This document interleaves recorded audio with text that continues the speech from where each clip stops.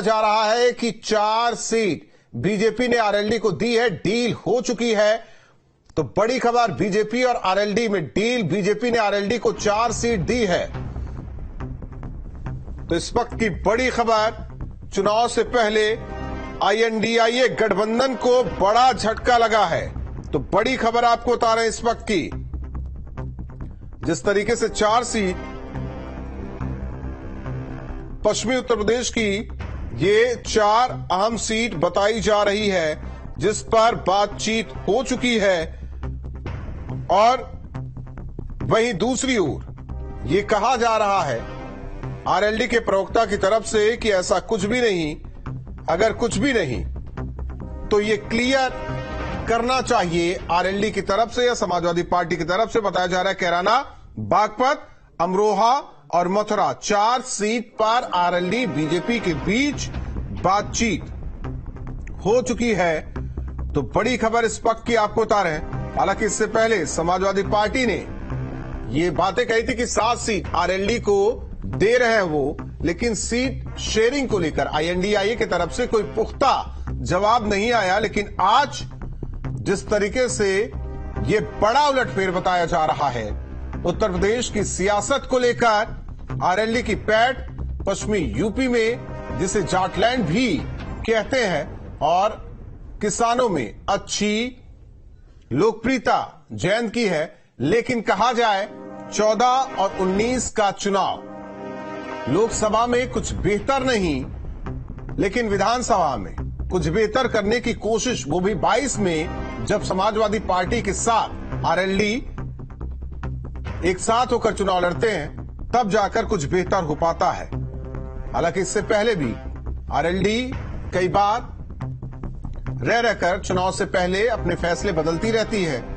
और यह भी कहा जा रहा है कि इस बार जो डील हुई है उसके मुताबिक 4 सीट आरएलडी को बीजेपी दे रही है। इसमें कैराना, बागपत, अमरोहा और मथुरा, ये 4 सीट बताई जा रही है। तो बड़ी खबर दर्शकों को बता रहे हैं इस वक्त की।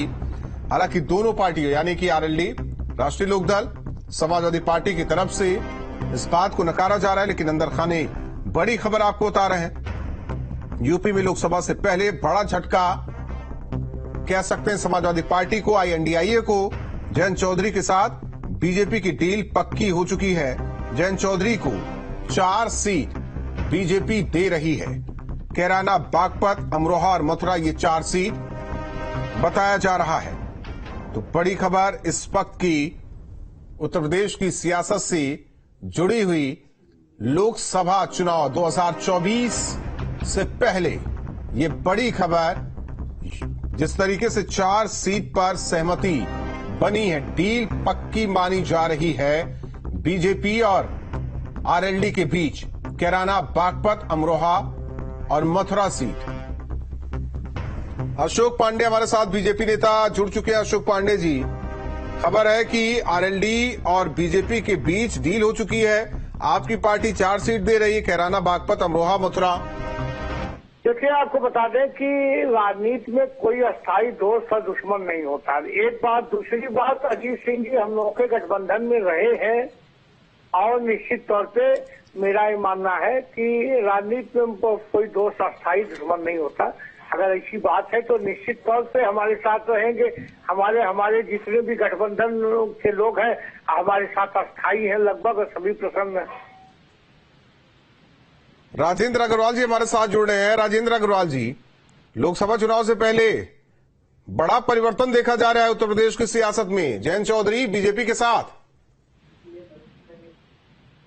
नहीं, देखिए, देखा जाए तो उत्तर प्रदेश के इतिहास में और पश्चिम उत्तर प्रदेश के इतिहास में खास तौर से लोकदल का जो स्वाभाविक जो गठजोड़ हो सकता है वो भाजपा के साथ ही हो सकता है।